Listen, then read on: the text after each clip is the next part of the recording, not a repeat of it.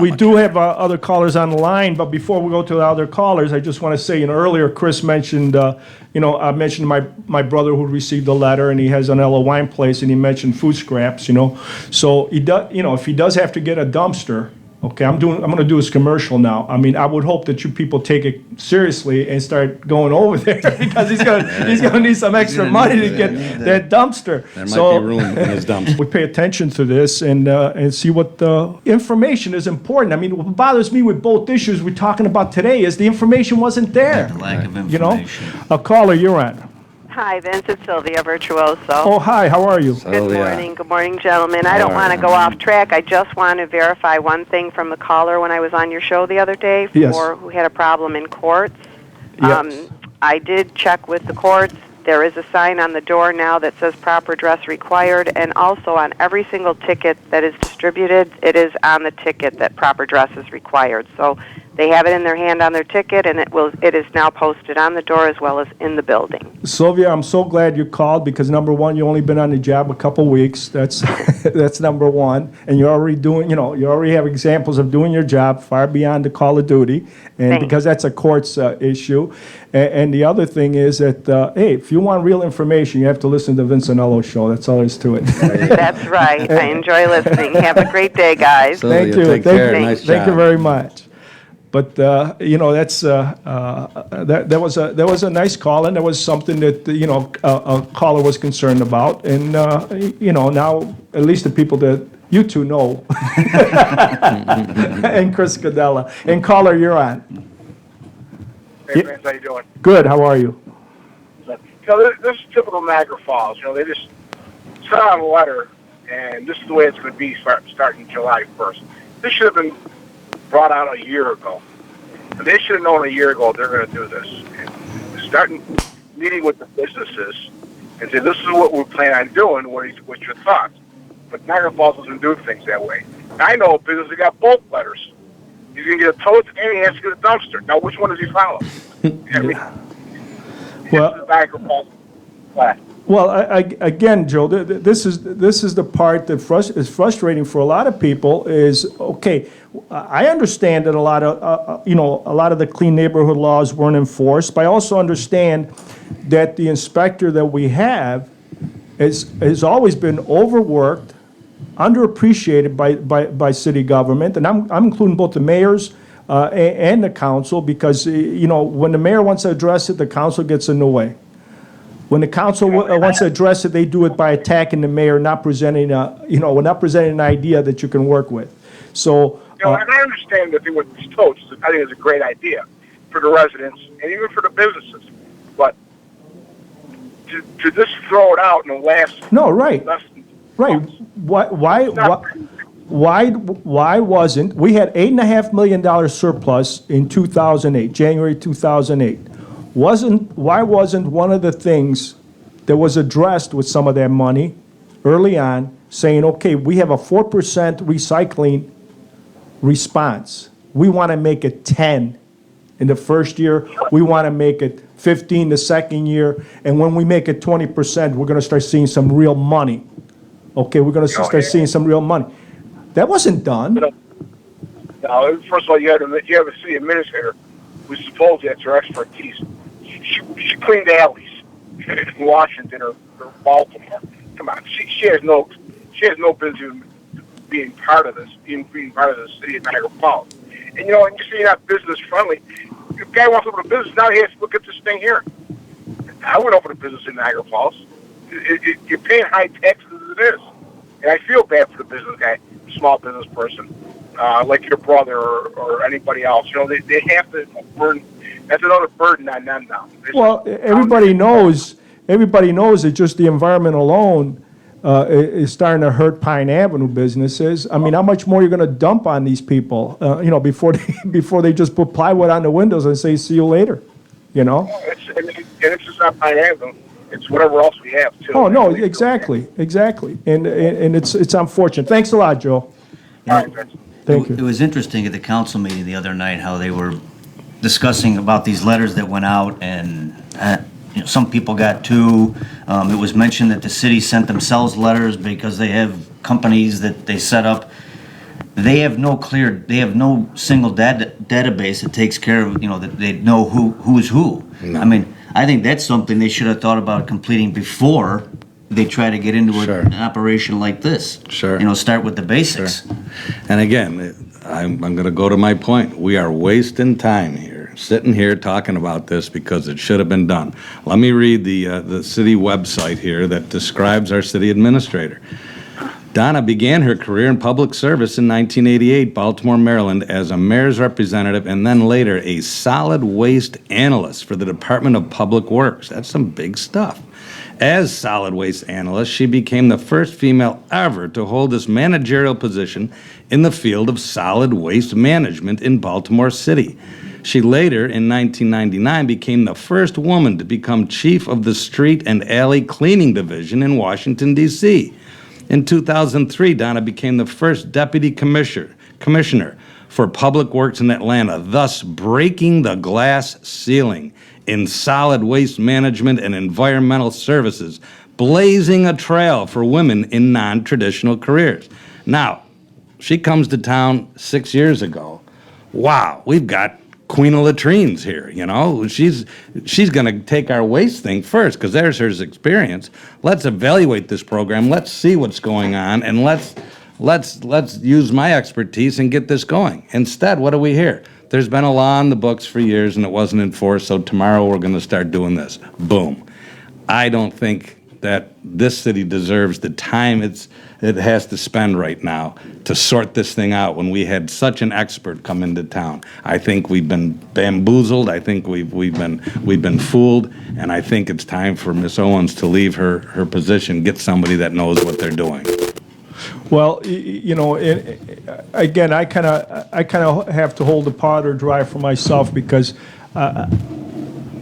I don't, she was from out of town, and because of that, I'm not going to question her abilities, but I am going to question when was city government going to sit down with the administrator and say, this is where we want to go, take it on as a project. It doesn't look like anybody was working on it, Craig.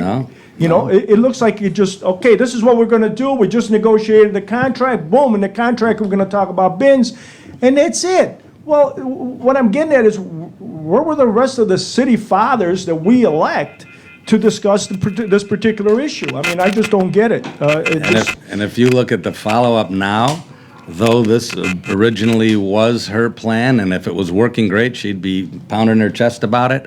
Now, because the council voted on it, she's throwing it right over there. If you've heard some of her conversations and comments, it's their program. They voted for this. I'm just telling you how it is. So she's kind of washed her hands already of this thing now that it's become a big thing, and she's putting it on the council because they voted for it. Well, and when you look at local government, it's supposed to be down to the basics. Fire, police, Right. pave roads, Right. pick up the garbage. It should be easy. Yeah. This shouldn't be this much of a problem. It's health and safety, and I guarantee that every budget hearing, Christine Forrester, who's the inspector, that we have for taking care of the clean neighborhood issues, and checks the alleys, checks when you have to file a permit and all of that for refuse. I guarantee that she made a report every year saying our recycling is 4%, 10%, 5%. Okay, and this is what we're getting. What we saved. Why wasn't the city council and the mayor saying, you know what, Donna, maybe we should get the 4 to 6. Maybe we should get the 6 to 8. Let's see what we can do. You didn't see any of that. You didn't see any of that. Caller, you're on. No, good morning. I listened to you guys talking about how bad it is for business there, and I listened on news how bad it is in Buffalo. And then today's paper, they're complaining about how the cheese factories are processing their cheese on wood. Is New York State, the whole state, trying to kill all business, period? Well, sometimes it feels that way. I don't think they mean to, but I think it feels that way. And I guess the outcome is the same, so it doesn't matter if they mean it or Maybe not. they ought to pass that drug program, the marijuana thing. They could smoke a little wacky tobacco, and they might be able to pass something better. Yeah. It's sad to see that I was once in business as a small businessman. I got out because of the bootlegging. State taxation tells me, well, there's nothing we can do because they ordered their stuff out of state. And I go up to the lady, I go, ma'am, where do you think I buy all my radio equipment from? We don't have production in New York State. Yeah. Oh, she tells me. And they didn't, back then, well, they order out of state, there's nothing they can do. So all of a sudden, people are on a computer ordering things. Oh, guess what? All of a sudden, the state finds a way that they can make money. You know, the registration stickers and the lottery tickets were printed outside of New York State. You know, It's sad to say that we people, I see more and more. I'll be 65 tomorrow. I see more and more businesses leaving the state than wanting to stick around. Yeah, and it's unfortunate for everybody that's You as a ham radio operator, I get to talk to other people in other states and how good they treat their businesses to keep them. Here, we treat them like crap to get rid. And then I have one quote. When is the election for your mayor? I believe next year. Well, if you people don't get rid of them next year, then and you re-vote them in, it's your own fault. Do we agree on that? Well, the voters have a lot to say what happens at election time. The unfortunate part is that the voter turnout is so bad that people complain about education, and you only have about 3,000 people voting. You're going to have Maziar on. There's so many people that I used to listen. Just listen. How many people hate Maziar? When he comes on, they're like church mice. They don't even call in. Well, that's again. Here we go. They expect somebody else to fix it. You yell at him.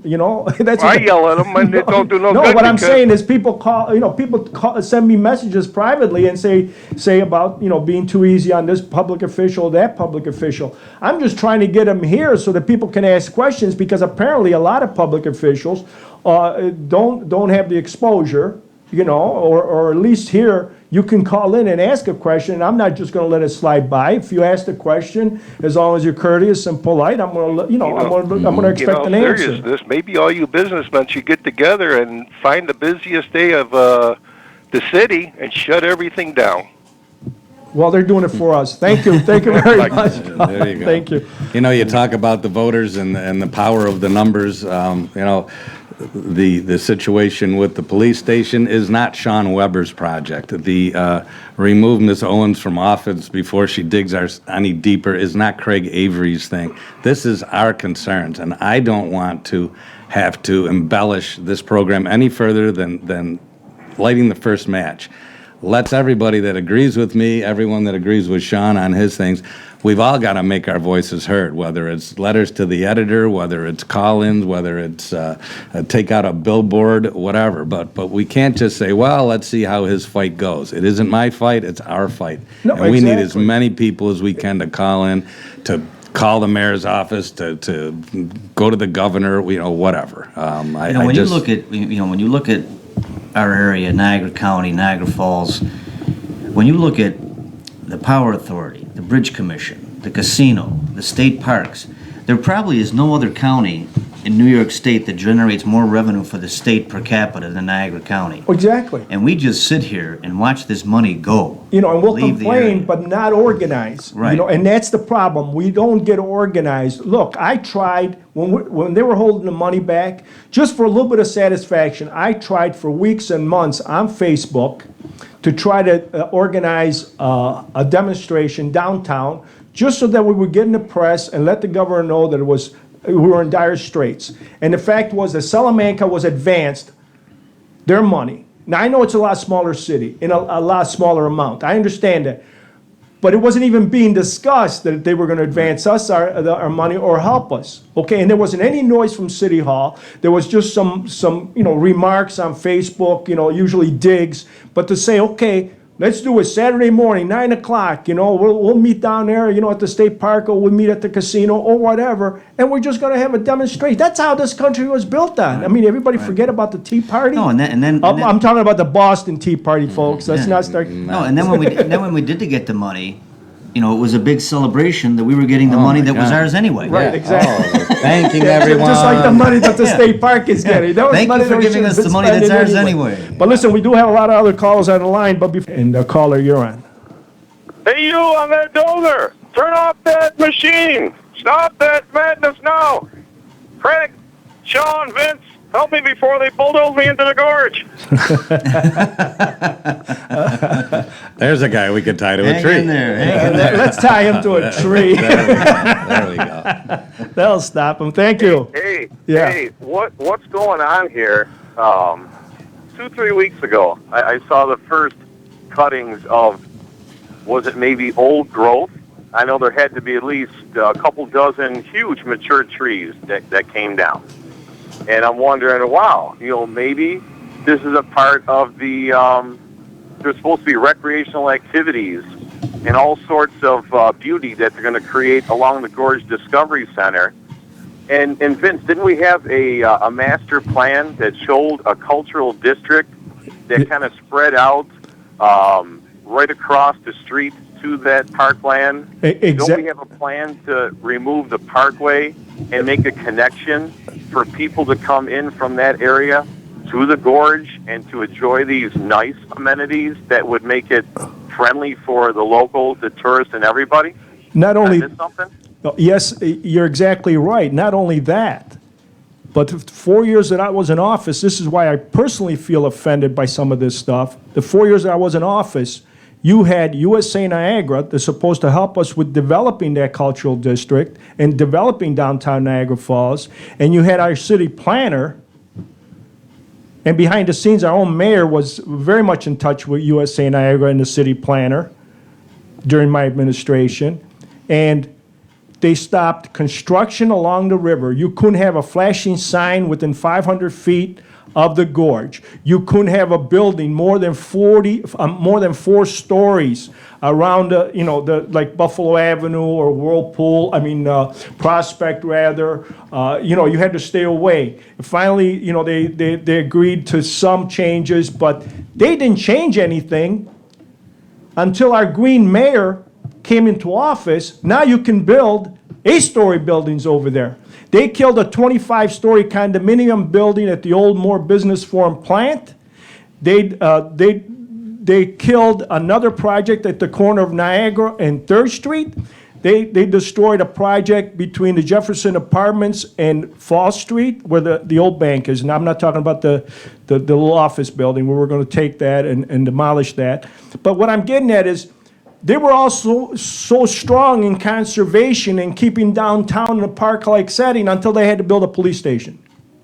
Well, it's interesting because the city, anyone near the park has to ask permission from them. They certainly don't have to ask permission from us. No. Yeah, and that's Do what right. they want. Right, exactly. How about not having any more commercial enterprises in the state park? Well, look at the dollars and cents of it. This building is not going to be cheap. No. And they could obviously get some vacant space somewhere else much cheaper than they would to build that building. Sure. No doubt. Well, listen, I'm going to jump in again because it's wild at now this end of the spectrum, and at the opposite end, you have their maintenance facility hugging the edge of the gorge. It's ramshackle. It's a piece of junk. They don't maintain it. It's like nobody cares down there. We're about to put in $50 million investment, and you have the Mount St. Mary's nursing home crumbled, a dumping ground for all the Lewiston Road debris. You got the nightclub that used to be on the other end. I mean, we're going to go ahead and put stuff in. We don't care about what's around it or what we're trying to build into. And then with this thing right here, all I can say about this is if there is the people, again, that are silent, you guys mentioned them earlier on, they went nuts when you started talking about removing sections of the parkway, and they got petitions from people around the world. Where are these people? Doesn't anybody believe in just the simple fact that needs to be tourist-friendly, that we need to take advantage of the prime spots? The aquarium, they want to expand. They're supposed to expand. The footprint that's right around it that Joe Anderson owns, there's a ton of land that could instantly transform that area, and it would be a gateway for people to walk down to walk Right. into, Right. and make transitions back into the city. That's what it's supposed to be. So if our politicians claim that they have the ear of the governor, then we need the ear right here, right now. And the only thing that, I mean, this is as far-fetched as it could get, was they're clearing the land. What a great time to relocate this project and say, hey, wow, this is a nice little place for a little small performance area. It's already cleared. Let's build that instead. I mean, really, you're talking about drastic action that was taken when that crane showed up on the edge of the gorge and stripped the gorge of what it was, and now it is what it is now because they wanted to do it. Now they're pumping this thing into a spot because they want to do it. It's wrong. There's got to be at least some carryover between the state and the city and the people that are here trying now to make things happen. You know, the conversation has to happen yesterday. So whatever we can do to at least get that going, I guess it has to start with local representation, although if there's an easier way to get, out to the governor's office or wherever this needs to be talked about, Mark Thomas's office, they really need to explain how this fits in with other people's plans. And since they're supposed to be neighbors, even though they can do what they need to do, they really need to be better neighbors and have some communication start. And we have to think about that whole entire area because that is the next 50 years. That is the future. That is what younger people are looking like. Hey, where's opportunity? Where could things happen? They're taking it away piece by piece, little chunk by chunk, and it's just not helping us. So I couldn't agree more. Yeah, I think we're all in agreement there. Thanks a lot. Thank you. all right, Maybe take care. in their idea of being neighborly will be paint the roof orange and be part of the Hojo's complex there. And they could make it look like it And fit you- in, a you- sign that says 48 flavors, You and can the Flex will be guarantee, happy. if the building gets built, there'll be groups 10 or 15 or 20 years from now fighting to get it taken down. Yeah. It's just our luck because the caller mentioned the fact that now we have the governor's ear. Just our luck. Now that we have the governor's ear, we don't have a mouth over here to speak up. Yeah, we don't, yeah. Caller, you're on. Yes, caller, you're on. Good morning, Good morning. Vince and gentlemen. Good program today. I've been listening to you, and I agree with a lot of the comments. For example, people speaking up. And yesterday, I was viewing. I'm not a regular viewer of YouTube, but I was on YouTube. Got connected from another site, but there's a video, Buffalo. I had it on my screen. I don't have it right. It's something like Buffalo, the best designed city. That is a phenomenal video made to really talk about Buffalo.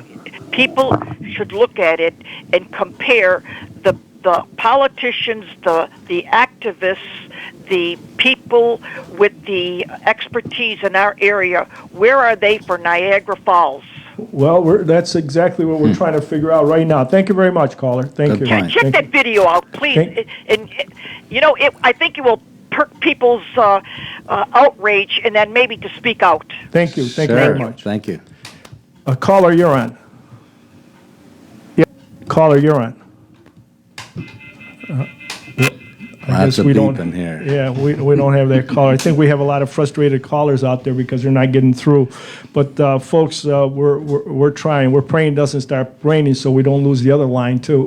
Great, But great. I think what's encouraging though too is that there's a lot of, we have to reach out to, a lot of these younger groups like Live NF Yeah. and these guys that are young kids that are really interested in making the area better. And those are the guys that are going to be able to help us with the social media and, to get the word out. Without a doubt. And you know what we are seeing, and we wouldn't even be talking about this right now. We wouldn't be caring if we didn't see, after 30 years waiting and every year saying, I think Niagara Falls is Right. getting better. I truly see it. And, I do we too. can't get our apartments ready fast enough. There's people that want to live downtown. They want to make this work, and I can really see it. Let's get a few of these obstacles out of the way and go for it. And there is opportunities for business here. You can be a small garbage pickup company, and there's probably Right. room for 30 or 40 new businesses. Everyone could be going around with their little dumpster trucks. Okay, we have a couple more callers on the line. Caller, you're on, and go ahead. Go ahead, caller. Good morning, gentlemen. Good morning. It's been a pleasure listening to you, Mayor, and your two guests. But my opinion is, for $100,000 that Donna Olin gets, she should be fired immediately. She has done nothing for the city. Thank you, and have a great day. Well, thank you very much. Great Thank caller. you. As a taxpayer and a resident of the city, you are her boss. I think whoever believes in that should go to City Hall and fire her. If that's something to do. I'm I'm not being smart. I think that either resignation or removal, nothing personal. She's a very nice woman. She's just incapable of doing her job, and I'm not saying anything new. They tried to cut her salary to discourage her. She's still around. You know, let's cut our losses. But right you know, now. I disagree with the way it was done. If the council cut the salary to discourage her, okay, it should have been done more directly, you know, and do what's right. You know, the council, the way the charter works, you have the mayor hires with 3 votes, the council fires with 4 votes, okay? So what I'm saying is, I don't see any pressure from the council other than in private conversations where they are upset with the administrator. You know what I'm saying? Why don't we have a group of 4 council? Because apparently the most they've ever had is 3 because they're not moving the ball forward. So caller, you're on. Hello? Yes, yes. I'm curious, you keep saying that there is already a law on the books for businesses to contract their own private Right.